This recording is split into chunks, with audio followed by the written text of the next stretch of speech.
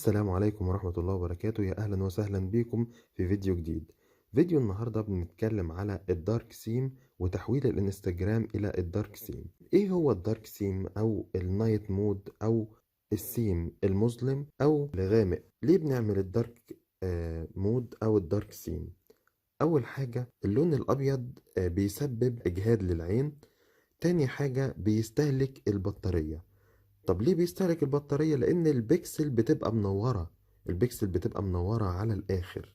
طيب نعمل إيه عشان نحول الانستجرام للدارك سيم أو النايت مود؟ أول حاجة هنفتح الجوجل بلاي، نفتح الانستجرام، نعمل أبديت لأحدث نسخة من الانستجرام، نعمل له أبديت، نستنى لحد ما الأبديت يخلص، هيبدأ يعمل له انستول. بعد ما يعمل له انستول هنيجي نفتح الانستجرام، هنلاقيه لسه في الوايت مود اهوت او السيم الفاتح. طب نعمل ايه عشان نحوله للدارك سيم؟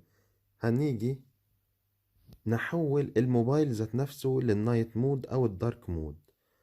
هنيجي نعمل سيرش هنا على النايت مود،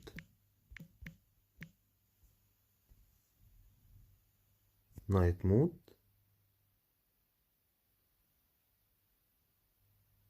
في الديسبلاي نايت مود في السيتنجز